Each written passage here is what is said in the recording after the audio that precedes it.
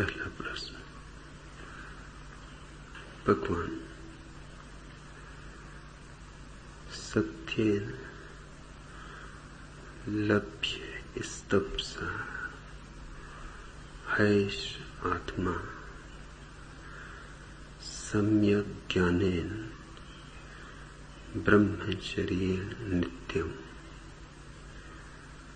अंतः शरीरे ज्योतिर्मयो हि शुभ्रो यं पश्यन्ति यतः क्षीण दोष। यह आत्मा सत्य तप सम्यक ज्ञान और ब्रह्मचर्य से ही प्राप्त किया जा सकता है, जिससे दोषहीन यति देखते हैं वह शुभ्र आत्मा इसी शरीर के अंदर वर्तमान है। भगवान, मुंडकोपनिषद के सूत्र को हमारे लिए बोधगम्य बनाने की कृपा करें। शरणानंद।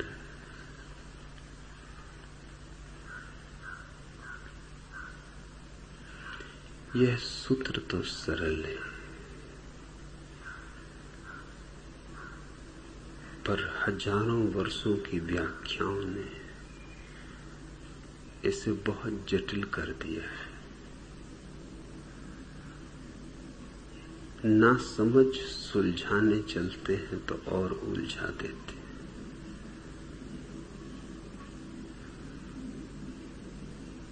नीम हकीम से सावधान रहना जरूरी है।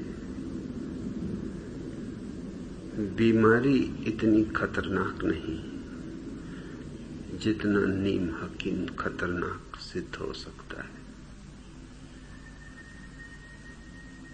बीमारी का तो इलाज है, लेकिन नीम हकीम के चक्कर में पड़ जाओ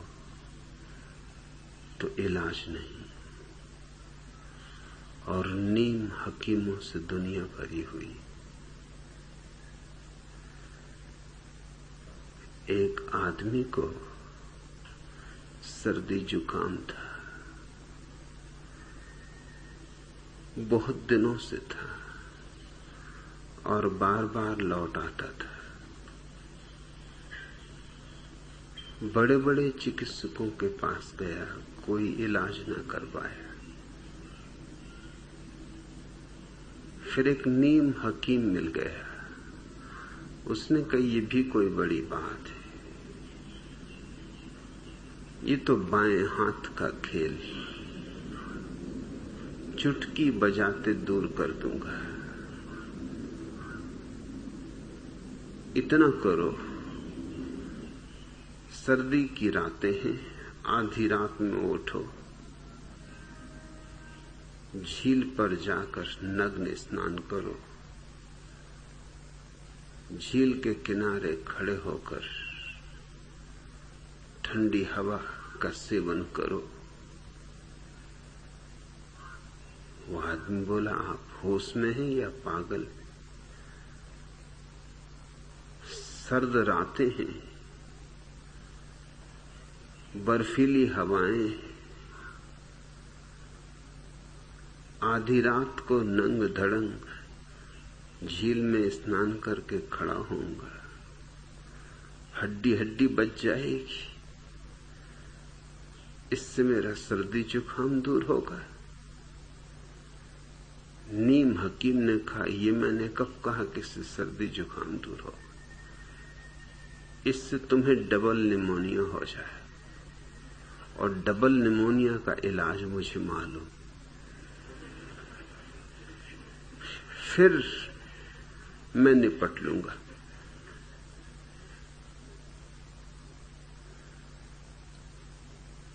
इस दुनिया में जीवन जटिल न होता अगर जीवन के व्याख्याकार तुम्हें न मिल गए होते। उन्होंने सर्दी जुकाम को डबल निमोनिया में बदल दिया है। यह सूत्र बिल्कुल सीधा साफ है, लेकिन जब तुम इस सूत्र को पढ़ोगे तो तुम सूत्र नहीं पढ़ रहे हो। सूत्रों के सुंदर शब्द आच्छादित हो गए हैं न मालूम कितनी व्याख्याओं से। जिससे जब तुम पढ़ोगे सत्य, क्या समझोगे? पढ़ोगे तब क्या समझोगे? पढ़ोगे सम्यक ज्ञान, क्या समझोगे? पढ़ोगे ब्रह्मचर्य, क्या समझोगे? शब्द तो बहुत दूर खो गए हैं जंगलों में व्याख्याओं की। तुम्हारे हाथ में व्याख्याएं रह गई।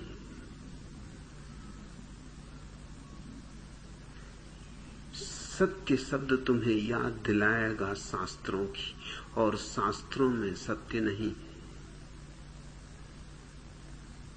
क्योंकि शब्दों में ही सत्य नहीं। सत्य है शून्य में। और तुमसे सदा कहा गया है कि सत्य बोलो। तुम्हारे भीतर सत्य में और बोलने में एक संयोग बन गया है। सत्य बोला नहीं जाता, जिया जाता है, अनुभव किया जाता है। यद्यपि जिसने सत्य का अनुभव किया, उसके आचरण में, उसके उठने बैठने में, उसके हलन चलन में, उसकी हर गतिविधि में सत्य की आभा होती। उसके शब्दों में भी शब्द की प्रतिध्वनि होती, सत्य नहीं, प्रतिध्वनि। और उस प्रतिध्वनि को वही समझ पाएगा जिसने अपने भीतर का सत्य जाना हो। गीता जिन्हें कंठस्थ है कि रामायण की चौपाइयां याद किए बैठे हैं, कि बाइबल या कुरान या धम्मपद सिर पर ढो रहे हैं, इनसे तो सत्य बहुत दूर हो गया। सत्य तो तुम्हारे जीवन का सार है। सत्य बाहर नहीं है, भीतर है। वेदों में नहीं, पुराणों में नहीं, तुम्हारी चेतना की सुगंध है। सत्य ध्यान में। लेकिन जब भी तुम सत्य शब्द को सुनते हो तो तुम्हें लगता है शास्त्र, याद आते हैं वेद, कुरान, बाइबल, याद आते हैं बुद्ध, महावीर, कृष्ण, क्राइस्ट, मोहम्मद। सत्य शब्द सुन के कभी तुम्हें अपनी याद आती?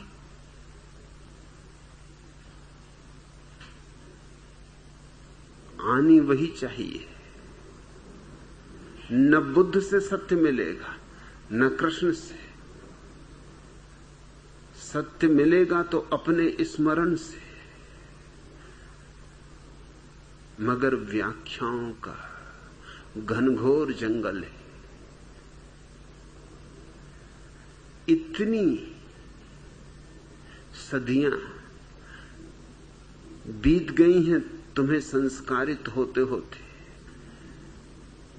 कि अब सीधी सादी बात भी बोध में नहीं आती, विकृत हो जाती, खंडित हो जाती, टूट फूट जाती, कुछ की कुछ हो जाती। सत्य है ध्यान की, शून्य की, निर्विचार की अनुभूति। उस अनुभूति में न विचार होते, न कल्पना होती, न तुम होते हो, क्योंकि तुम स्वयं भी एक कल्पना हो, एक विचार हो। अहंकार विचार की एक तरंग मात्र है, एक लहर। जहां सारी लहरें खो गई वहां अहंकार भी खो गया।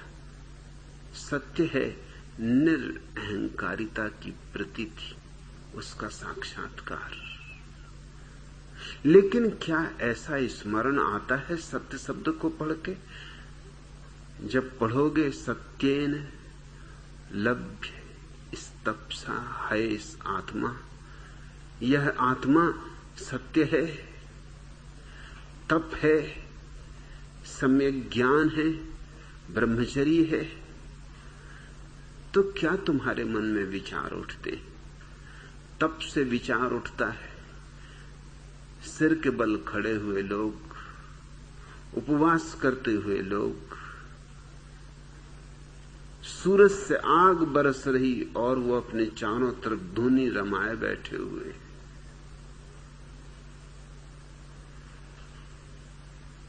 तब से तुम्हें क्या याद आता है? कांटों पर लेटे हुए लोग,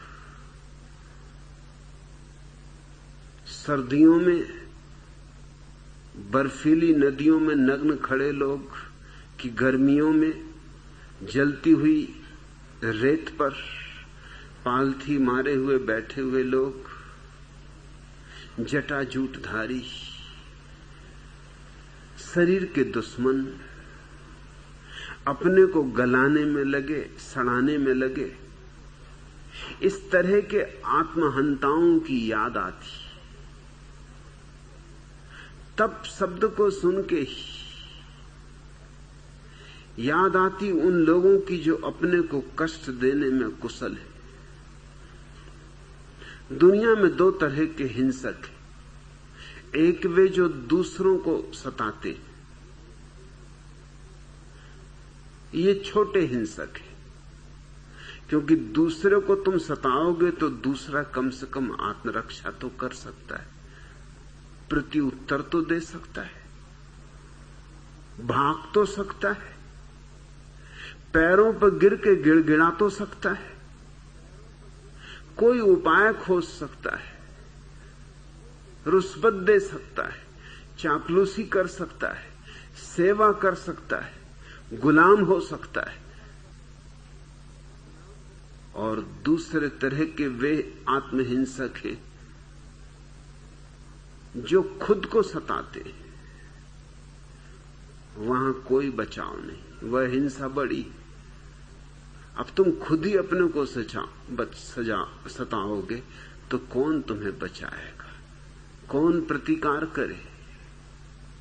अपना ही हाथ अगर आग में जलाना हो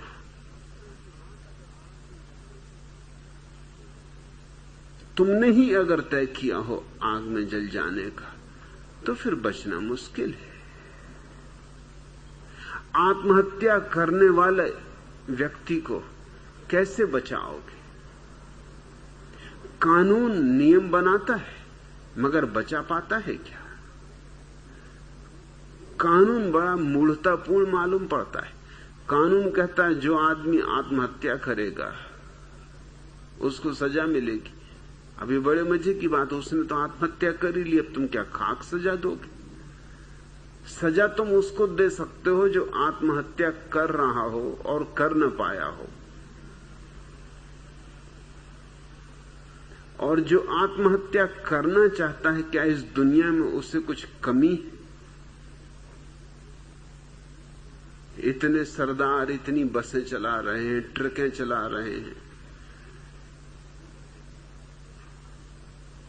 देसी ठर्रा पिए हुए ट्रेनें चल रही हैं,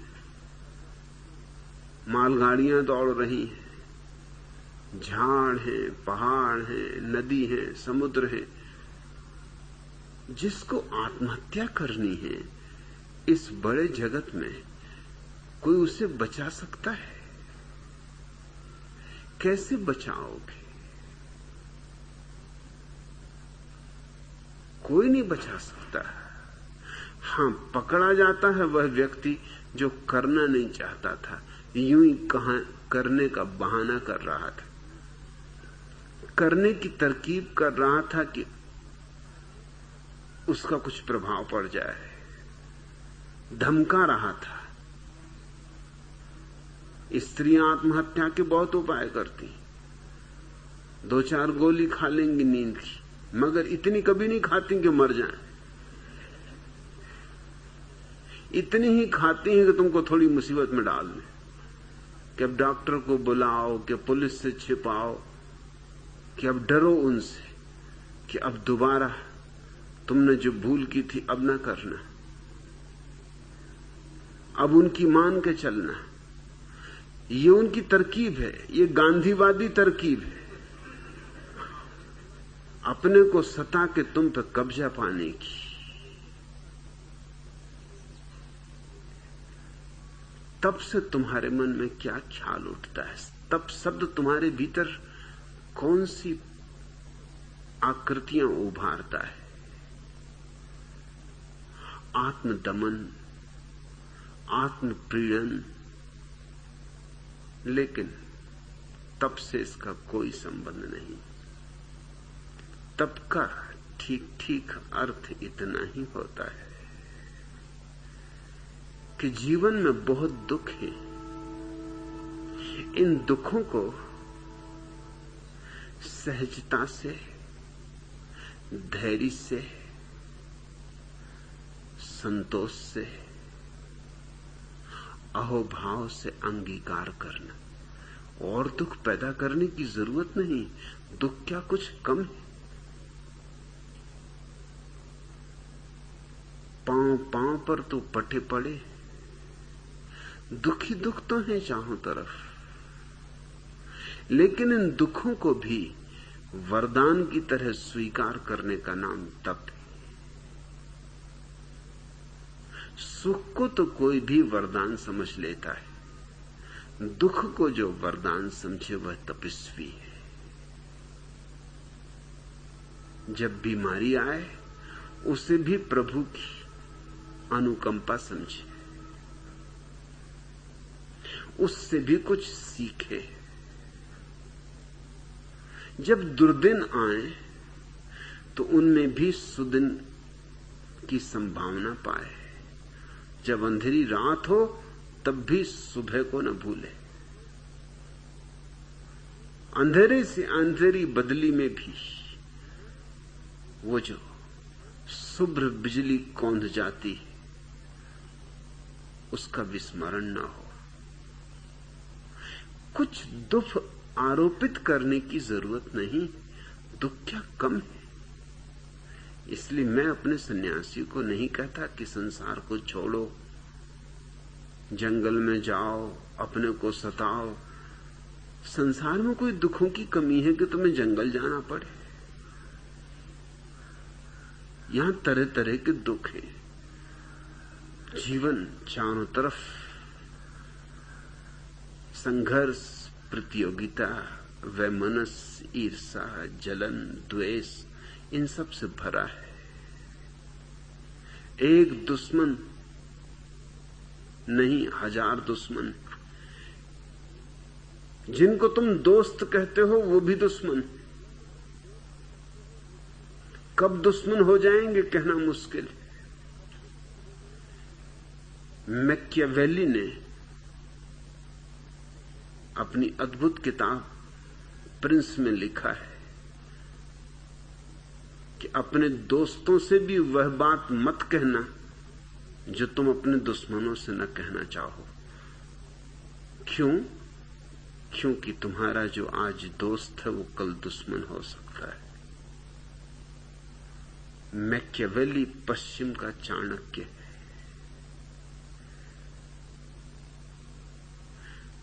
दोस्त से भी मत उघाड़ना अपने हृदय को, क्योंकि वो भी नाजायज लाभ उठाएगा किसी दिन, फिर तुम पछताओगे। यहां तो सब तरफ कांटे ही कांटे हैं। अब और कांटों की सैया बनाने की जरूरत क्या है? तुम जिस सैया पर सोते हो रोज वह कांटों की नहीं, उतने से मन नहीं भरता। पत्नी और पति तुम्हें कम दुख दे रहे हैं,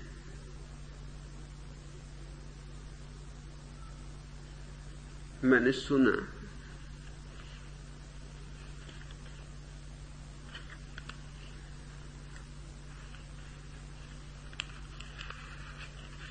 पति पत्नी में पति के देर से घर लौटने पर झगड़ा हो रहा था। पत्नी बोली, अगर आप आइंदा रात 9 बजे के बाद आएंगे तो मैं आपको छोड़कर किसी और से शादी कर लूंगी। पति ने कहा, तब तो पड़ोस वाले गुप्ता जी से ही कर लेना। पत्नी ने आश्चर्यचकित होते हुए पूछा, गुप्ता जी से ही क्यों? पति ने शांति से उत्तर दिया, मैं उनसे बदला लेना चाहता हूं। यहां कुछ कमी है। एक दोस्त अपने संगी साथी से कह रहा था, बारिश आने वाली है, मुझे बड़ा डर लग रहा है, मेरी पत्नी बाजार गई हुई। उसके मित्र ने कहा, इसमें डरने की क्या बात है? अरे बारिश कुछ उसे गला तो न देखी, कोई मिट्टी की तो बनी नहीं। बहुत बारिश आ जाएगी तो किसी दुकान में घुस के खड़ी हो जाएगी। मित्र ने कहा, इसी का तो डर है। जिस दुकान में घुस जाती वहीं उधारी करके आ जाती। इस जिंदगी में तुम दुख तो देखो, कुछ कमी है, तब करने कहां जा रहे हो?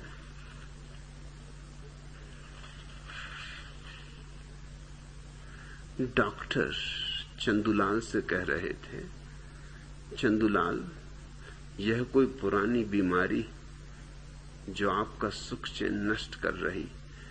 चंदूलाल मुंह पे हाथ रख के अपनी पत्नी की तरफ इशारा करके डॉक्टर से बोले, जरा धीरे डॉक्टर साहब, वह इधर ही खड़ी हुई है।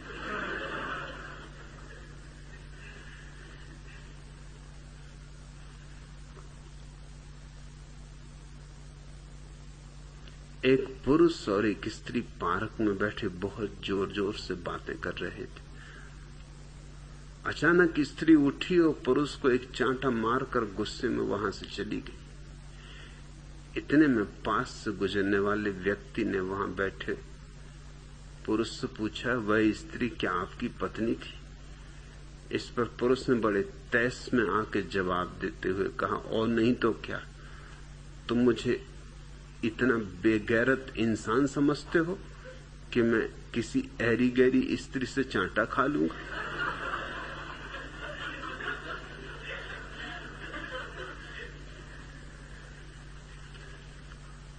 कई वर्षों के बाद कॉलेज के 2 साथियों की मुलाकात हो गई और बातचीत का सिलसिला हुआ। कैसे रहे इतने वर्षों तक? कोई खास बात नहीं हुई। कॉलेज छोड़ने के फौरन बाद मैंने शादी कर ली थी। ये तो बड़ा अच्छा किया। नहीं, मेरी पत्नी बहुत लड़ाका थी। ओह, इससे जीवन जहर हो गया होगा। नहीं, इतना बुरा भी नहीं हुआ। दहेज में 5000 रुपए मिले थे, उससे तो बड़ा फायदा हुआ होगा। नहीं, उस रकम से मैंने दुकान कर ली, लेकिन बिक्री ही नहीं होती थी, तब तो बड़ी मुसीबत रही होगी। नहीं, बुरा भी नहीं हुआ।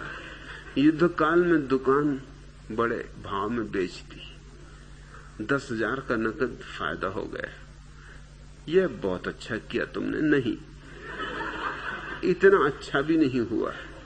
उस रकम से मैंने एक मकान खरीद लिया और मकान में आग लग गई। यह तो बड़ी बदकिस्मती रही। नहीं, इतनी बदकिस्मती भी नहीं रही, मेरी पत्नी भी उसमें जल गई। यहां जिंदगी में क्या कमी है?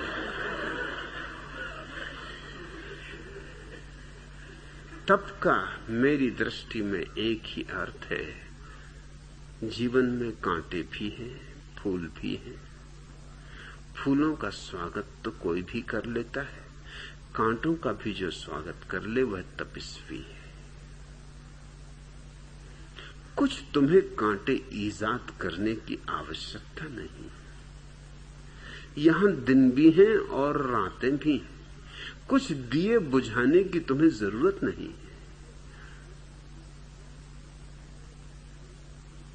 दिन को तो स्वभावतः तुम प्रसन्न हो, रात का अंधेरा भी अंगीकार कर लो। परितोष का नाम तप है, संतोष का नाम तप है। तप आत्महिंसा नहीं है, अपने को सताना नहीं है। सताना तो हर हाल बुरा है, किसी को भी सताओ, तुम भी उसमें सम्मिलित हो। लेकिन जो भी जीवन में आ जाए, सुख हो कि दुख, सफलता हो कि विफलता, हार मिले कि जीत, तुम्हारे भीतर कोई अंतर ही ना पड़े, तुम अडिग अकंप बने रहो, यह तपस्या है। इसलिए तप के लिए किसी हिमालय की गुफा में बैठने की जरूरत नहीं, वह तो तप से भागना है।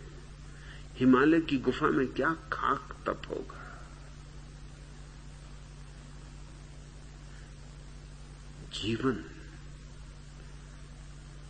चुनौती है प्रतिपल, और हर चुनौती छिज जाती है कटार की तरह, उसे फूल की तरह स्वीकार कर लेना तपस्या है। इसलिए ना तो सिर के बल खड़े हो, न धुनी रमाओ, न भभूत लगाओ, न जटाजूट बढ़ाओ, न उपवासे मरो। इस सब की कोई जरूरत नहीं। परमात्मा ने जीवन में सुख और दुख को बिल्कुल समतुल बनाया है। जीवन में हर चीज समतुल है, नहीं तो अस्तित्व बिखर जाए। इसमें समतुलता होनी ही चाहिए। जितना सुख उतना दुख, जितने रात उतने दिन, जितनी सफलताएं उतनी असफलताएं, तुम दोनों को समभाव से ले सको तो तब। लेकिन तुम्हारी व्याख्याओं ने बड़ी मुश्किल कर दी। तुम्हारी व्याख्याओं ने तुम्हें न मालूम क्या क्या सिखा रखा है।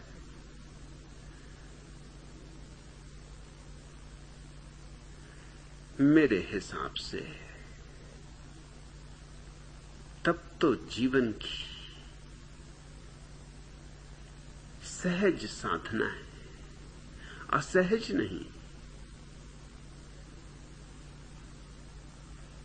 प्रत्येक वस्तु को जिस दिन तुम आशीष की तरह स्वीकार करने को राजी हो जाओगे, अहोभाव से जीवन के लिए भी धन्यवाद दोगे परमात्मा को, मृत्यु के लिए भी, बस उस दिन जानना कि तुम्हारे भीतर तप का आविर्भाव हुआ है। सत्य है अपने स्वयं की शून्यता का, मौन का, निर्विचार का, निर्बीज अवस्था का अनुभव, और तप है बाहर जो जीवन फैला है उसे संभाव से देखने की दृष्टि। फिर तीसरा शब्द है सम्यक ज्ञान। यह शब्द यूं तो हिंदू शास्त्रों में पाया जाता है, मुंडकोपनिषद में है, बौद्ध शास्त्रों में पाया जाता है, जैन शास्त्रों में पाया जाता है। लेकिन जैनों ने इस शब्द पर अपनी आधारशिला रखी है, उन्होंने इसे बहुमूल्य माना है। लेकिन अगर जैन पंडित से पूछोगे तो सम्यक ज्ञान का अर्थ होता है जो ज्ञान जैन शास्त्र में है, वो सम्यक ज्ञान। जो ज्ञान जैन शास्त्र में नहीं किसी और शास्त्र में है वो असम्यक ज्ञान। जैन शास्त्र शास्त्र, अजैन शास्त्र कुशास्त्र। जैन गुरु गुरु, अजैन गुरु कुगुरु।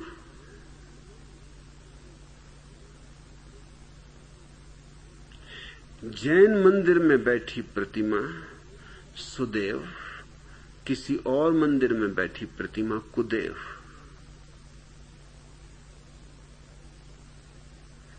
इतने अद्भुत शब्द को, इतने प्यारे शब्द को ऐसा बिगाड़ा, ऐसा गंदा किया।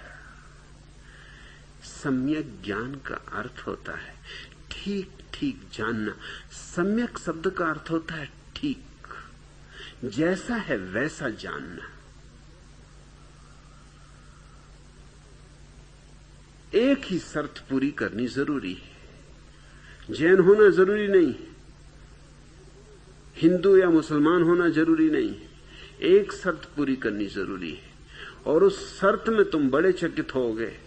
तुम्हें जैन होना, बौद्ध होना, हिंदू होना, मुसलमान होना छोड़ना होगा। अगर सम्यक ज्ञान को पाना है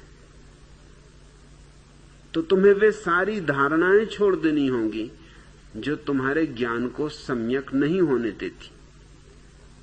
जब तुम पहले से ही कोई धारणा लेके चलते हो तो तुम उसे कैसे देखोगे जो है? तुम तो वही देखोगे जो तुम देखना चाहते हो। तुम्हारी आंखों पर तो एक पर्दा है, तुम्हारी आंखों में तो एक चित्र रमा है,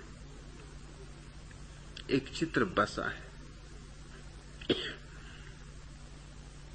उसी चित्र के आधार से तुम यथार्थ को देखोगे। ऐसा देखना असम्यक ज्ञान। अगर कुरान बीच में आ जाए, या गीता, महावीर या बुद्ध, तो तुम जो जानोगे वो असम्यक ज्ञान। कोई बीच में ना आए, तुम सीधा सीधा जानो। जानने की क्षमता तुम्हारी निर्मल हो, स्वच्छ हो, किसी पूर्व ग्रह से आच्छादित नहीं, किसी पूर्व धारणा से भरी नहीं। दर्पण की तरह हो, जो सामने आए उसे झलका दे, जैसा है वैसा झलका दे। यूं न कहे कि इस शकल को मैं न दिखाऊंगा क्योंकि ये शकल सुंदर नहीं। कहते हैं बाबा तुलसीदास को कृष्ण के मंदिर में ले जाया गया तो उन्होंने झुकने से इंकार कर दिया। उन्होंने कहा मैं नहीं झुकूंगा, मैं तो धनुर्धारी राम के सामने ही झुकता हूं।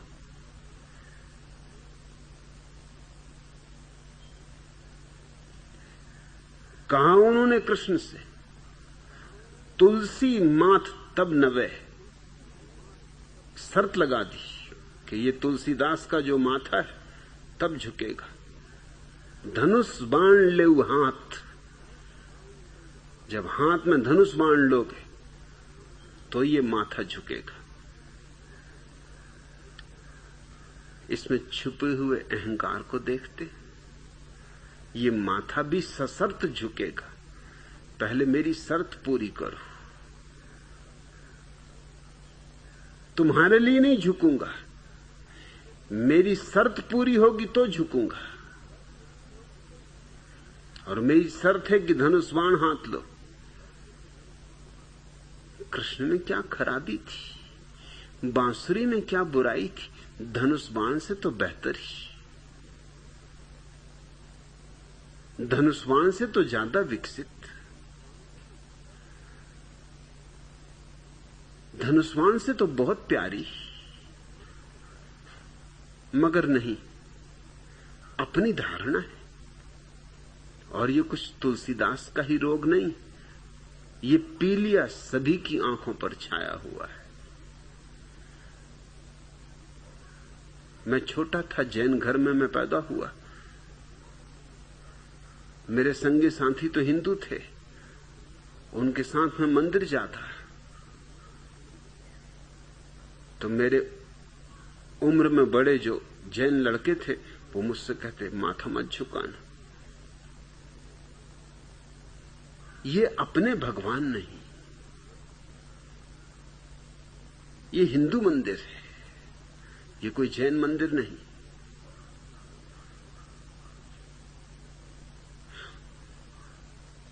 और जब हिंदू बच्चों के साथ मैं कभी जैन मंदिर पहुंच जाता तो वो कोई भी सिर न झुकाते। वो कहते ये नागा बाबा नंग धड़ंग बैठे, इनके सामने क्या सिर झुकाना। वो हंसी मजाक उड़ाते। ये छोटे बच्चों की ही बात होती तो क्षम्य थी, बड़े बच्चों में भी कुछ फर्क नहीं, उम्र ही ज्यादा है, बच्चे वही के वही। तुम किसी जैन मुनि को ले जाओ कृष्ण के मंदिर में, सिर नहीं झुकाएगा। कुदेव के सामने सिर झुके। तुम ले जाओ किसी हिंदू सन्यासी को, वो महावीर के सामने सिर नहीं झुकाएगा, क्योंकि महावीर तो नास्तिक। बुद्ध के सामने सिर नहीं झुकाएगा, बुद्ध तो भ्रष्ट करने वाले, इन्होंने ही तो देश को बर्बाद कर दिया, इन्होंने तो भ्रष्टाचार के बीज बोए। तुम मस्जिद के सामने से गुजरते हो, तुम्हारे मन में कभी भाव उठता है कि झुक जाओ, कि जाके 2 क्षण भीतर आराधना कर लो, प्रार्थना कर लो? सवाल ही नहीं उठता। और झाड़ के नीचे किसी ने पत्थर पर लाल रंग पोत दिया है, 2 फूल रख दिए, एकदम घुटने टेक के हनुमान जी का चालीसा शुरू। मुसलमान को कुछ नहीं होता वहां। तुम्हारी अपनी धारणाएं आंखों पर छाई रहती, उन्हीं से तुम देखते हो, इसलिए कुछ का कुछ देखते हो, जो है वैसा ही नहीं देखते। दर्पण की तरह जो हो जाए वह सम्यक ज्ञान को उपलब्ध होता है। दर्पण का कोई आग्रह नहीं होता, निराग्रही होता है। दर्पण के सामने सुंदर चेहरे वाला व्यक्ति खड़ा हो तो, असुंदर खड़ा हो तो, धनुष बाण लिए हुए राम खड़े हो तो, और बांसुरी बजाते कृष्ण खड़े हो तो, और नग्न महावीर खड़े हो तो, कोई भेद ना पड़ेगा। दर्पण तीनों को झलकाएगा, समभाव से झलकाएगा। सम्यक ज्ञान का अर्थ होता है ठीक ठीक जानना, और ठीक ठीक जानने के लिए जरूरी है शास्त्रों से मुक्ति, सिद्धांतों से मुक्ति, धारणाओं से मुक्ति, पूर्वाग्रहों से मुक्ति। जब तुम ये सारा कचरा अलग कर दोगे, ना हिंदू, ना मुसलमान, ना ईसाई, ना जैन, तब तुम सम्यक ज्ञान को उपलब्ध हो सकोगे। लेकिन सारी दुनिया अपने अपने कचरे को पकड़े हुए है, जोर से पकड़े हुए है। मेरा कचरा, सोना, तुम्हारा सोना कचरा, मेरा है इसलिए सोना होना ही चाहिए।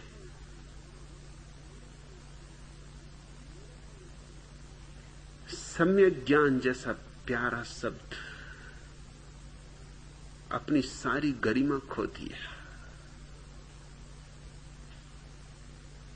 और ब्रह्मचर्य से तुम क्या अर्थ लेते हो? जब ये शब्द तुम्हारे कान में पड़ता है तो तुम्हारे भीतर क्या अर्थ उमकते हैं?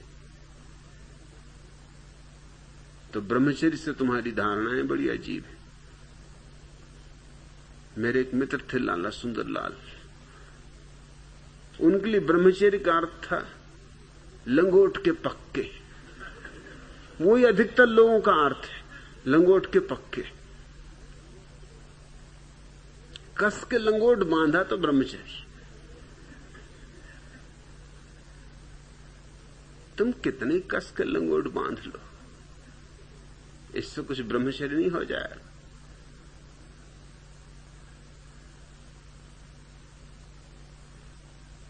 ब्रह्मचर्य सिर्फ काम वासना का दमन नहीं,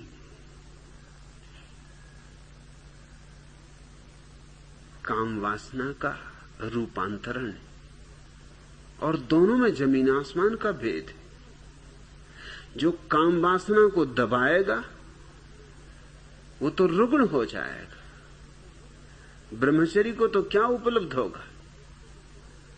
वो तो सामान्य नैसर्गिक वासना से भी नीचे गिर जाएगा। वो तो और भी विकृत हो जाएगा। उसके जीवन में तो 1000 तरह की विकृतियां आ जाएंगी। हाँ, ये भी हो सकता है कि तुम उन विकृतियों को भी पूजा देने लगो। विकृतियां भी पूजी जा रही हैं।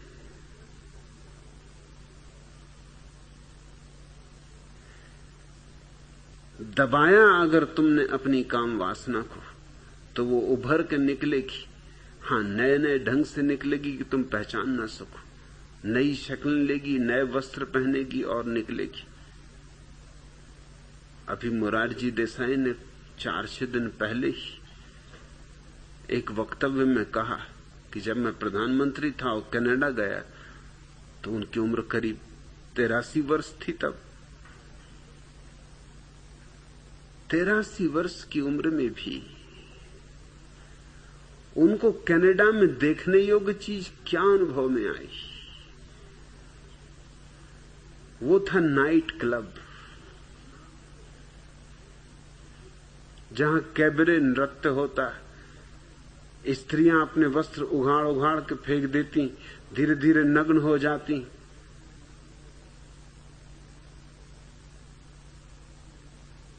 कारण क्या देते हैं वो?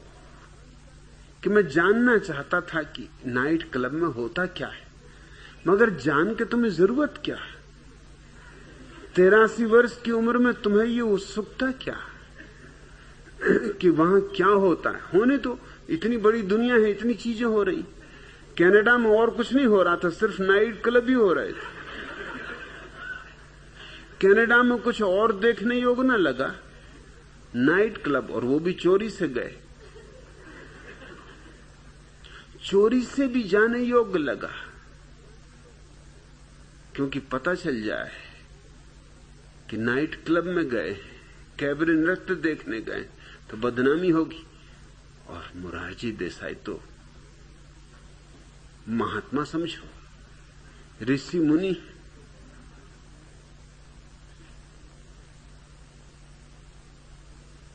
मगर उन्होंने ये बात अब क्यों कही?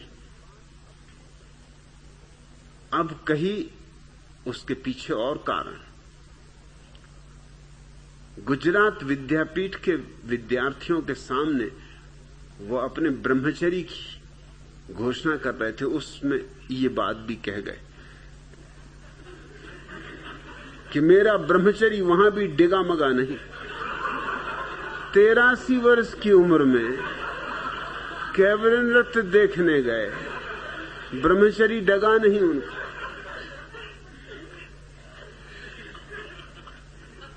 ये तो यूं हुआ कि कब्र में कोई पड़ा हो और चारों तरफ कैबरे नृत्य होता रहे, और कब्र में पड़ा हुआ महात्मा गए, अरे नाचते रहो, मैं अपने ब्रह्मचर्य में पक्का लंगोट का पक्का ऐसा कस के लंगोट बांधा है कि क्या तुम मुझे हिलाओगे? तो उन्होंने बड़ा रस लेके वर्णन किया है कि जैसे मैं अंदर गया, 4 सुंदर स्त्रियां जो मुझे पहचान गई, क्योंकि अखबारों में उन्होंने तस्वीर देखी होगी, आंखें एकदम मेरे पास नाचने लगी, हाव भाव प्रकट करने लगी। मगर मैं भी बिल्कुल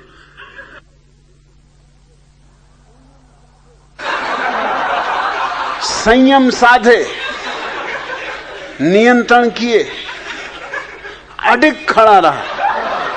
अब ये संयम साधना और ये अडिग खड़े होना और ये नियंत्रण को बनाए रखना, ये सब किस बात का सबूत है? अभी भी वही सब रोग भीतर छाए हुए हैं। अभी भी कहीं कुछ भेद नहीं पड़ा। नहीं तो नियंत्रण की भी क्या जरूरत थी? इतना संयम बांधने की भी क्या जरूरत थी? अरे नाचती थी तो नाचने देना था, बैठते और प्रसन्न होते। अगर नाच अच्छा था तो प्रशंसा करनी थी।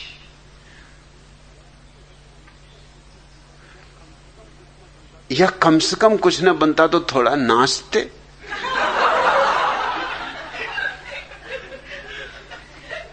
मगर बिल्कुल खड़े रहे, अपने को संभाले हुए कि कहीं पैर फिसल ना जाए। पैर फिसलने का डर,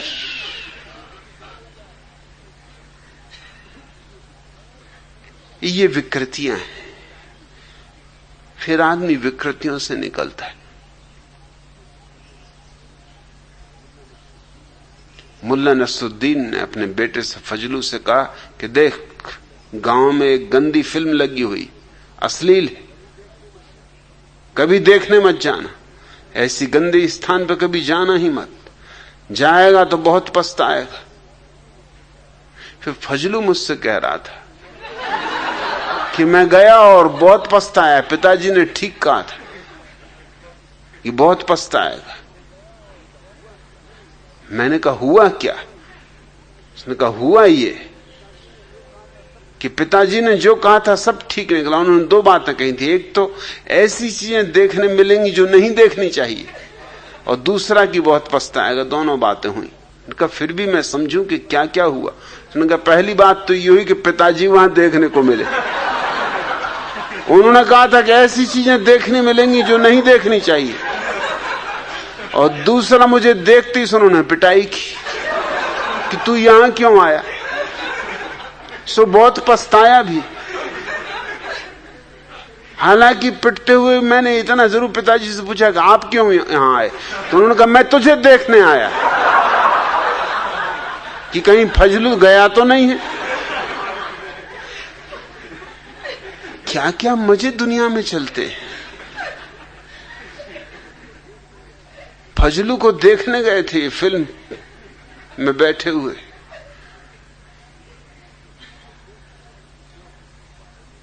लोग फिर बहाने खोजेंगे, फिर क्या क्या बहाने नहीं खोजते।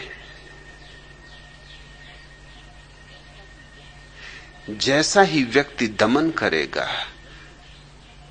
वैसे ही उसके भीतर जो दमित वेग है वो पीछे के दरवाजों से रास्ते बनाने लगेंगे। उस व्यक्तित्व के जीवन में दोहरापन पैदा हो जाएगा या अनेकता पैदा हो जाएगी। उसके बहुत चेहरे हो जाएंगे। वो खंड खंड हो जाएगा। कहेगा कुछ, करेगा कुछ, सोचेगा कुछ, सपने कुछ देखेगा। उसके जीवन में विकृति ही हो जाएगी। उसके जीवन की एकता खंडित हो जाएगी। ब्रह्मचर्य का यह अर्थ नहीं। ब्रह्मचर्य शब्द में ही अर्थ छिपा हुआ है। ब्रह्म जैसी चर्या, ईश्वरीय आचरण, दिव्य आचरण। दमित व्यक्ति का आचरण दिव्य तो हो ही नहीं सकता, अदिव्य हो जाएगा, पाश्विक हो जाएगा, पशु से भी नीचे गिर जाएगा। दिव्य आचरण तो एक ही ढंग से हो सकता है कि तुम्हारे भीतर जो काम की ऊर्जा है वो ध्यान से जुड़ जाए। ध्यान और काम तुम्हारे भीतर जब जुड़ते हैं तो ब्रह्मचर्य फलित होता है। ब्रह्मचर्य फूल है ध्यान और काम की ऊर्जा के जुड़ जाने का। ध्यान अगर अकेला हो और उसमें काम की ऊर्जा ना हो तो फूल कुम्हलाया हुआ होगा, उसमें शक्ति ना होगी। और अगर काम अकेला हो, उसमें ध्यान ना हो, तो वो तुम्हें पतन के गर्त में ले जाएगा। काश ये दोनों जुड़ जाएं, ध्यान और काम। काम है शरीर की शक्ति और ध्यान है आत्मा की शक्ति। और जहां ध्यान और काम जुड़े वहां आत्मा और शरीर की शक्ति जुड़ गई। फिर तुम इस महान ऊर्जा के आधार पर उस अंतिम यात्रा पर निकल सकते हो जो ब्रह्म की यात्रा है। तब तुम्हारे जीवन में ब्रह्मचर्य होगा। खंडित व्यक्ति की तो प्रतिभा भी नष्ट हो जाती है। इसलिए तो मोरारजी देसाई जैसे लोगों के पास प्रतिभा नाम मात्र को नहीं, हो ही नहीं सकती। बुद्धि से तो इनकी दुश्मनी हो जाती। तुम्हारे तथाकथित महात्माओं को तुम देखो, इनके भीतर तुम बुद्धि ना पाओगे। इनको तुम बिल्कुल बुद्धू पाओगे, मगर ये तुम्हें बुद्धू दिखाई नहीं पड़ते, क्योंकि तुम्हारी धारणा ये है कि देखो उपवास कर रहे हैं। अब उपवास से बुद्धि का क्या संबंध? बुद्धिमान आदमी उपवास करेगा ही क्यों? जितनी जरूरत होगी उतना भोजन करेगा, न ज्यादा भोजन करेगा न कम भोजन करेगा। बुद्धिमान आदमी तो हमेशा समता से जिएगा। शरीर की जरूरत है उतना भोजन देगा, ज्यादा नहीं देगा क्योंकि ज्यादा शरीर पर बोझ होता है, कम भी नहीं देगा क्योंकि कम शरीर की हत्या करना है। बुद्धिमान व्यक्ति उतना देगा जितना आवश्यक हो, उतना सोएगा जितना आवश्यक है, उतना श्रम करेगा जितना आवश्यक है। ये तो बुद्धुओं के लक्षण है। या तो कम खाएंगे या ज्यादा खाएंगे, या तो कम सोएंगे या ज्यादा सोएंगे, या तो कम श्रम करेंगे या ज्यादा श्रम करेंगे, कभी मध्य में ना हो पाएंगे। गांव में एक प्रसिद्ध नेताजी का भाषण होने वाला था। वे सभा स्थल पर पहुंचे तो देखा वहां सिर्फ एक ही श्रोता बैठा था। नेताजी ने उससे पूछा, अब क्या करना चाहिए? जैसा आप ठीक समझे, उसने उत्तर दिया, मैं एक मामूली किसान हूं और ये जानता हूं कि जब मैं 20 गायों को चारा डालने जाता हूं और यदि वहां सिर्फ एक गाय भी हो तो मैं उसे बिना चारा दिए लौट नहीं आता। उसके उत्तर से प्रभावित हो नेताजी ने भाषण दिया। 1 घंटे बाद जब उनका धुआंधार भाषण समाप्त हुआ तो नेताजी ने ग्रामीण से पूछा, कहो भाई कैसा रहा? बहुत सुंदर, किसान बोला, लेकिन मैं तो एक मामूली किसान हूं और सिर्फ ये जानता हूं कि 20 गायों की जगह मुझे यदि एक गाय मिले तो मुझे उसको सबका चारा नहीं खिला देना चाहिए।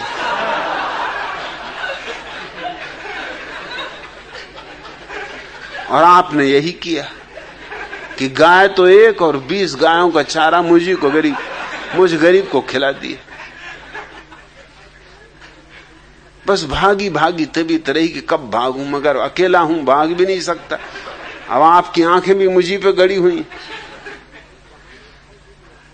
कई बहाने खोजे मगर कोई बहाना हाथ ना आए। अच्छा भी ना लगे कि अब अकेले आदमी मैं ही भाग जाऊं तो फिर भाषण कैसे चलेगा और नेताजी क्या सोचेंगे, बुरा इनके मन को ना लग जाए। मगर इतना कहता हूं कि आगे जरा ख्याल रखें, जब गाय एक हो तो 20 गाय का घास उसके सामने ना डालें।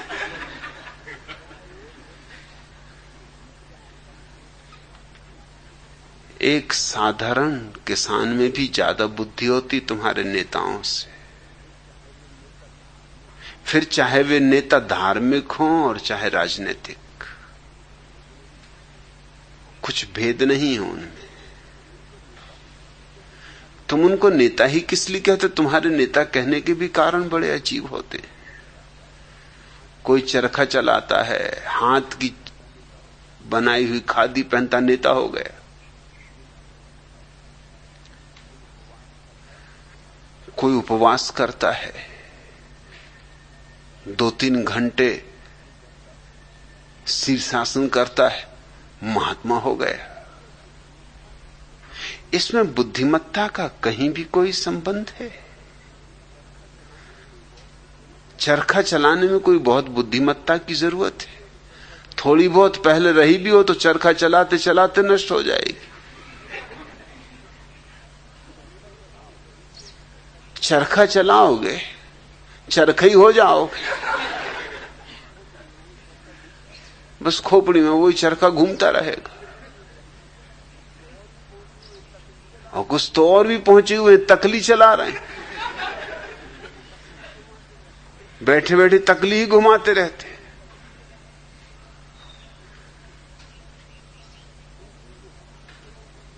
तुम जिनको धार्मिक कहते हो, जिनको तुम महात्मा कहते हो, कभी सोचो भी इनके भीतर कहीं भी कोई प्रतिभा का लक्षण दिखाई पड़ता है, कोई मेधा दिखाई पड़ती है। और अगर मेधा ही ना हो तो ब्रह्मचर्य नहीं है, ये समझ लेना। क्योंकि ब्रह्मचर्य का और क्या सबूत हो सकता है? सबसे बड़ा सबूत होगा प्रतिभा की अभिव्यक्ति, प्रतिभा के हजार हजार फूल खिल जाना, प्रतिभा के कमल खुल जाना, प्रतिभा की सुगंध उड़ जाना। उनके कृत्य में भी प्रतिभा होगी, उनके उठने बैठने में, चलने फिरने में भी। इसलिए चर्या, चलना फिरना, उठना बैठना, उनके जीवन के हर एक कृत्य में तुम एक धार पाओगे, एक चमक पाओगे, एक ओज पाओगे। लेकिन तुम्हारे धार्मिक नेताओं की जिंदगी में तुम जंग लगी पाओगे, और जितनी ज्यादा जंग चढ़ी हो उन पर, उतने ही तुमको वो जचेंगे। क्योंकि तुम्हारी धारणाएं, तुम्हारी मान्यताएं। अब कोई आदमी खड़ा है 10 साल से, खड़े श्री बाबा हो गए। 10 साल से खड़े हो, इससे क्या प्रतिभा का लेना देना है? दुनिया में कौन सा सौंदर्य बढ़ रहा है तुम्हारे खड़े होने से? कौन सी संपदा बढ़ रही, कौन सा सुख बढ़ रहा है, कौन सी शांति बढ़ रही? मगर भक्तगणों की भीड़ लगी हुई, भजन कीर्तन चल रहा है। क्योंकि खड़े श्री बाबा 10 साल से खड़े, 10 साल से नहीं 10,000 साल से खड़े हों। इनके खड़े होने से क्या होता है? ये खड़े खड़े ठूंठ हो गए हों तो भी क्या होता है? या कोई मौन हो गया। मेरे एक मित्र मेरे साथ एक बार कलकत्ता यात्रा पर गए। रास्ते में यूं बात कर रहे थे। एक मौनी बाबा थे, उनके वो भक्त थे। मैंने उनसे पूछा कि मौनी बाबा में तुम्हें क्या खास बात दिखाई पड़ती? अरे उनका खास बात, आज 20 साल से मौन है। मैंने कहा इसमें तो कुछ खास बात नहीं।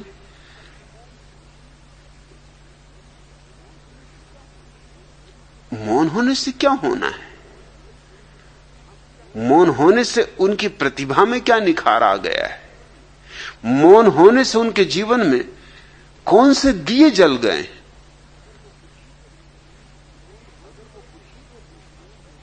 अगर वो बुद्धू थे 20 साल पहले, तो मौन होने से और बुद्धू हो गए होंगे। उन्होंने कहा आप भी कैसी बात करते? अगर वो बुद्धू होते तो इतने लोग उनको कैसे पूछते? कोई मैं अकेले ही पूछता हूं, कितने लोग पूछते? अब मैंने कहा ये दूसरी बात तुम उठा रहे हो। उन दूसरों से मैं पूछूंगा तो वो कहेंगे कि कितने लोग पूछते, उसमें तुम्हारी गिनती करेंगे। तो तुम दूसरों को देख के पूछ रहे हो। मैंने कहा तुम एक काम करो, मेरे साथ तुम कलकत्ता चल ही रहे हो, तुम 3 दिन मौन रह जाओ और मैं देखो तुम्हारी पूजा करवा दूंगा। उन्होंने कहा आप क्या कहते, मेरी कौन पूजा करेगा? मुझ में कुछ है ही नहीं। मैंने कहा तुम चुप तो रहो, 3 दिन चुप रहना। और पूरा भी नहीं कहता, रात जब सब चले जाएं दरवाजा बंद करके, तुम्हें जो भी मुझसे कहना हो कह लेना, क्योंकि दिन भर रुके रहोगे, घबरा जाओगे। दुकानदार आदमी हो, 24 घंटे बात करते हो, तो रात एकांत में तुम मुझसे बोलने की स्वतंत्रता रखना। मगर दिन में लाख कुछ हो जाए, अपने को बिल्कुल बांधे ही रखना, बोलने ही मत। कुछ अगर बोलने होगा तुम्हारे लिए तो मैं बोल दूंगा कि जैसी आपकी मर्जी। उनको बात जची करके देख लेने जैसी। कलकत्ते में ठहरता था सोहनलाल दुगड़ के घर पर। वो कलकत्ता के एक बड़े करोड़पति थे। जब मैं उनके घर पहुंचा, वो मुझे लेने आए, तो उन्होंने पूछा कि आपके साथ कौन है? मैंने कहा ये मौनी बाबा। मौनी बाबा? इनकी क्या खूबी? मैंने कहा ये 30 साल से मौन। वो एकदम उनके पैरों पर गिरे। वो बेचारे सज्जन जो दुकानदारी करते थे, कपड़ा बेचते थे, और कपड़ा भी कुछ खास नहीं, कटफीस की एक छोटी सी दुकान थी। सोहनलाल दुगर जैसा करोड़पति उनके पैरों पर गिरे। सख्शाए भी, मैंने उनको इशारा किया कि सख्शाना मत। अब जब मौनी बाबा बन गए तो अब डरना मत, अभी तो बहुत कुछ होगा, ये तो शुरुआत। जब सोहनलाल दुगर तुम्हारे पैर में गिरेंगे तो अभी तुम कलकत्ते के सब मारवाड़ियों को गिरते देखोगे, तुम घबराते क्या? तुम रुको जरा। वो तो इतने घबरा गए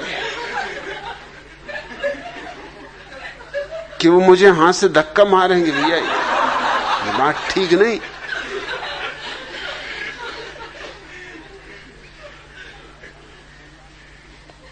घर पहुंचे, सोहनलाल ने जल्दी से अपनी पत्नी को बुलाया कि मौनी बाबा। मोहल्ले के लोग इकट्ठे हुए कि मौनी बाबा है, 30 साल से मौन, और मौनी बाबा पे जो गुजर रही वो मैं जानू कि वो रात का वक्त देख रहा है कि कब रात आए कि अपने दिल की मुझसे कहें। जैसी रात आई, दरवाजा जल्दी से बंद करके मेरे पैरों पर गिर पड़े और कहा कि मुझे माफ करो, मुझे ये काम करना ही नहीं, मुझे जाने दो, मैं तो अभी भागे जाता हूं, रात को चुपचाप निकल जाऊंगा। ये क्या झंझट मेरे पीछे लगा दी? इतने इतने बड़े लोग जिनके घर मुझे अगर मिलने भी जाना होता तो कोई मिलने नहीं देता, चपरासी भीतर नहीं घुसने देता, और मेरे पैर पे गिरते तो मुझको बड़ा संकोच लगता है। और स्त्रियां, उनकी सुंदर से सुंदर स्त्रियां मेरे पैर छू रही, ये क्या करवा रहे हो आप? उनका मैं कुछ नहीं करवा रहा हूं, ये मैं तुमको बता रहा हूं कि कैसी कैसी बेवकूफियां इस देश में। तुम भी उन्हीं बेवकूफों में हो जिसकी तुम 20 साल से पूजा कर रहे हो, और तुम तो अभी सिर्फ 5-6 घंटे ही मौन रहे हो। ये चमत्कार, अभी तुम 3 दिन रुको तो अभी तुम देखना इलाज शुरू हो जाएंगे, बीमारियां ठीक होने लगेंगी। अरे उनका आप क्या कह रहे हैं? मुझ में कोई चमत्कार नहीं, कोई शक्ति नहीं। तुम, मैंने कहा फिक्र ही मत करो, सब आ जाएगा। मौन भर रहो और दिन भर रहो मौन, मगर दिन में बोलना मत, और मुझको धक्के वगैरह भी मत मानना, क्योंकि लोगों को शक पैदा हो जाएगा कि बात क्या है। तुम तो अपने आंखें बंद कर लिया, अगर बिल्कुल सहने के बाहर हो जाए, आंख बंद कर लिया, अपने भीतर ही भीतर नमोकार मंत्र पढ़ने लगे कि होने तो जो हो रहा। 3 दिन में तो उनकी डुंडी पिट गई, अखबारों में फोटो आ गए। रात को मुझे फोटो दिखाएं कि क्या करवा रहे हो। अगर मेरे घर पता चल गया, अगर मेरी पत्नी बच्चों को पता चल गया, तो तुम तो मेरा घर लौटना तंग बंद कर दोगे। ये अखबार अगर वहां पहुंच गए तो मेरी मुसीबत हो जाएगी, और फिर मेरी दुकान की भी तो सोचो। और इधर मैं कटफीस खरीदने आया हूं, तुम नाहक रास्ते में मिल गए। अब मैं कटफीस कहां खरीदूंगा? ये कलकत्ते का बाजार तो खत्म, क्योंकि जिनके आस में कटफीस खरीदता था वो लोग भी मेरे पैर छू रहे हैं, और कई तो मुझे गौर से देखते भी हैं कि शक्ल कुछ पहचानी मालूम होती। 1-2 आदमियों ने प्रश्न भी किया कि 30 साल से मौन है, इस शक्ल कुछ पहचानी मालूम होती। मैंने कहा देखा होगा किसी पिछले जन्म में। अरे जन्म जन्म का नाता है। उन्होंने कहा ये बात ठीक, ये कोई साधारण साधक है जो जन्मों से साधना कर रहे हैं, कई बार तुम मिले होगे पिछले जन्मों में, इसलिए शक्ल पहचानी लगती। कहा लगती तो पहचानी सी शक्ल, मतलब कहीं देखा है, और ऐसा भी नहीं लगता कि पिछले जन्म में देखा, इसी जन्म में देखा है। मैंने कहा ये बड़े पहुंचे हुए पुरुष हैं, एक ही साथ कई नगरों में एक साथ प्रकट हो जाते। वो मुझे हुद्दे मारे कि मत ऐसी बातें कहो।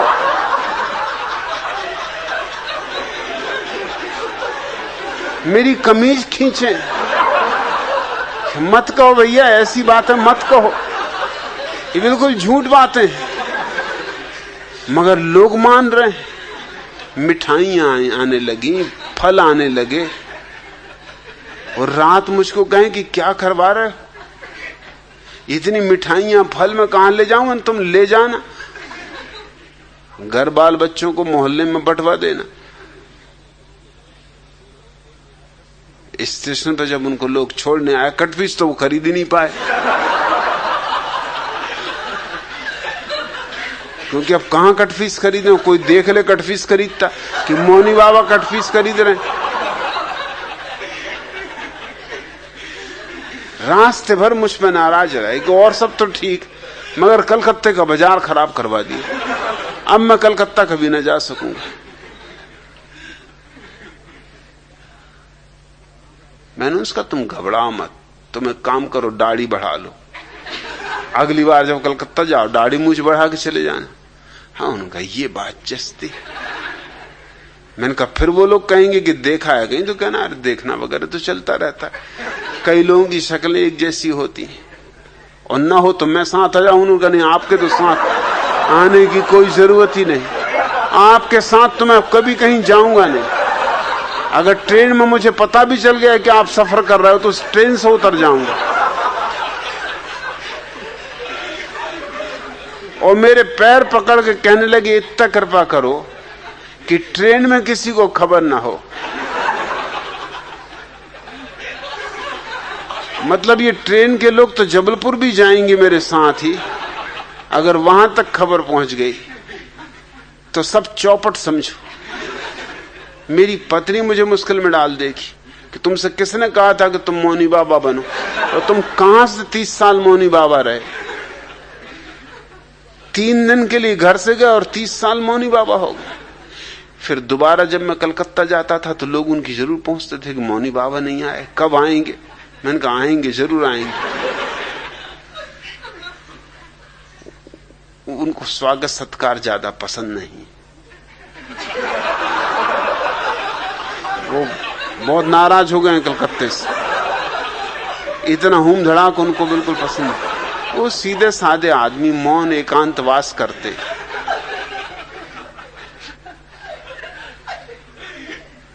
तुम जिनकी पूजा करते हो, जिनको महात्मा कहते हो, उसमें तुम्हारी धारणाएं ही भर काम कर रही हैं। तुम आंख खोल के देखते भी नहीं। ब्रह्मचर्य घटित होगा तो अपूर्व ज्योति प्रकट होगी। वही इस सूत्र का अर्थ है। सत्येन लभ्य स्तप्सा है इस आत्मा, सम्यक ज्ञानेन ब्रह्मचर्येण नित्यम। यह आत्मा अभी मिल जाए, मिली ही हुई है। बस इतना ही चाहिए कि तुम सत्य को जान लो। शून्य में जीवन के सुख दुख में संभाव रखो, तप को पहचान लो। कूड़ा करकट उधार ज्ञान हटा दो, ताकि जो जैसा है उसे वैसा ही देख सको, सम्यक ज्ञान फलित हो। और तुम्हारे भीतर जो शरीर की ऊर्जा है, काम ऊर्जा, और जो तुम्हारी आत्मा की ऊर्जा है, ध्यान ऊर्जा, काम और ध्यान का मिलन हो जाए, काम और राम का तुम्हारे भीतर मिलन हो जाए, तो बस यह आत्मा अभी मिली, इस क्षण मिली। अंतः शरीरे ज्योतिर्मयो ही शुभ्रो। तत्क्षण तुम जान सकोगे कि इसी शरीर में, इसी शरीर के भीतर वह ज्योति छिपी है जो परम शुभ्र है। यम पश्यन्ति यथा क्षीण दोषा। ऐसा उन्होंने देखा है जिन्होंने सारे दोषों से अपने को मुक्त कर लिया है। और यही वे दोष है, विचार दोष है। इसके कारण तुम शून्य नहीं हो पाते। चुनाव दोष है, उसके कारण तुम सम नहीं हो पाते। उधार ज्ञान दोष है, उसके कारण तुम्हारी दृष्टि ठीक ठीक निर्मल नहीं हो पाती। और दमन दोष है, उसके कारण तुम शरीर में छिपी हुई ऊर्जा को आत्मा का वाहन नहीं बना पाते। नहीं तो शरीर की ऊर्जा अश्व की भांति है, तुम उस पर सवार हो जाओ, उसके मालिक हो जाओ, और तुम जान लोगे अपने भीतर छिपे हुए उस परम आलोक को, जिसका ना कोई प्रारंभ है और ना कोई अंत, जो शाश्वत है। उससे जिसने जाना सब जाना, उससे जिसने जीता उसने सब जीता। दूसरा प्रश्न, भगवान आपने तो कहा कि आचार्य तुलसी एंड कंपनी की चोरी चपाटी को क्षमा कर दें, लेकिन चोरी क्षमा भी कर दें, सीना जोरी नहीं सही जाती। आपके ही विचार चुराते और फिर आपका ही विरोध भी क्यों करते? विनय तीर्थ, मेरे विचार चुराएंगे तो मेरा विरोध करना ही होगा। इसमें विरोध नहीं है दोनों बातों में। ये दोनों बातें एक ही तर्क का अंग है। अगर मेरे विचार चुराते हैं तो उन्हें मेरा विरोध करना ही होगा, ताकि ये पता ना चल सके कि मेरे विचार चुराते। अगर मेरा विरोध ना करें तो तत्क्षण पता चल जाएगा कि मेरे विचार चुराए गए। अगर मेरा समर्थन करें तब तो तत्क्षण ही जाहिर हो जाएगी बात कि सब उधार पूंजी। मैं माना तुम्हारी तकलीफ कि कैसे क्षमा कर दें, लेकिन कोई और उपाय भी तो नहीं। विचार की चोरी को रोका नहीं जा सकता, और ये चोर नए नहीं, ये सदियों से चल रही चोरी है।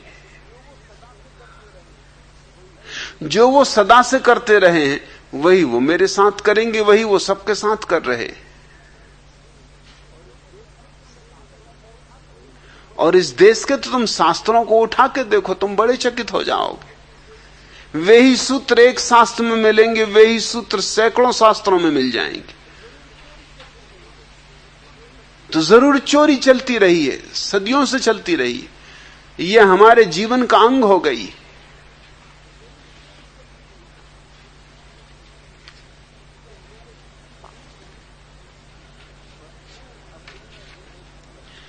बस में अपनी जेब कटती देख यात्री ने शोर मचाया।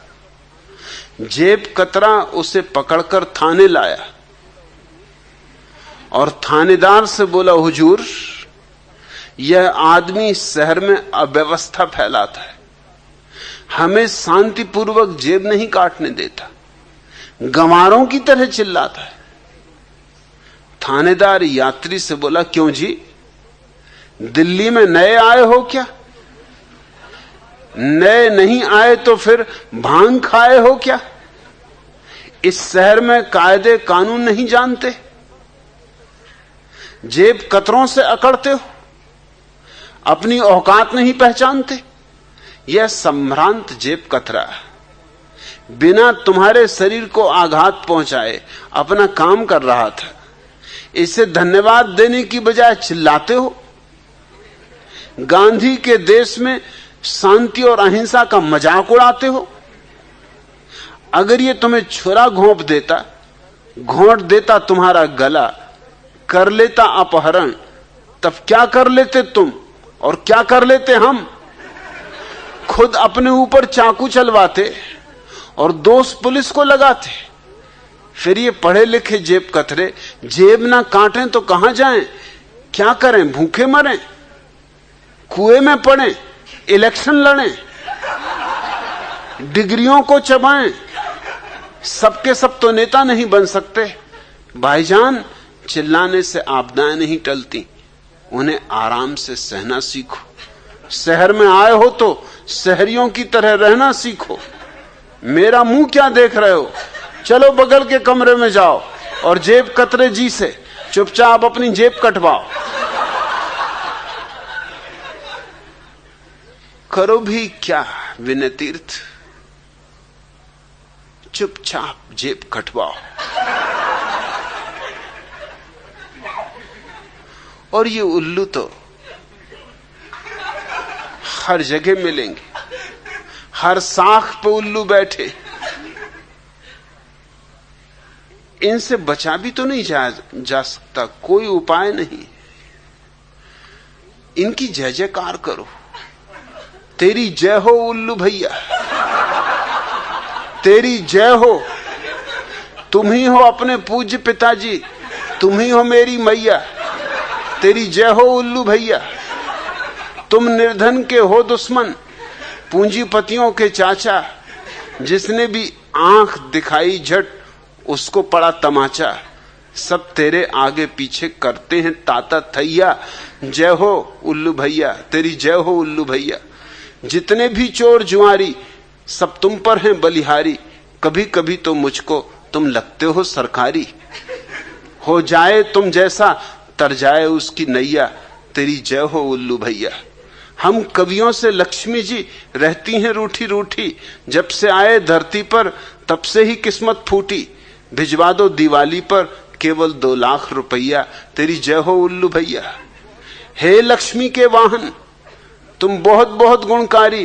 तेरे पट्ठों के दम से चलती है दुनिया सारी। हर साख पे बैठे बैठे तुम उड़ा रहे कनखैया। तेरी जय हो उल्लू भैया। और करो भी क्या विनय तीर्थ? इसलिए मैंने कहा क्षमा करो आज इतना।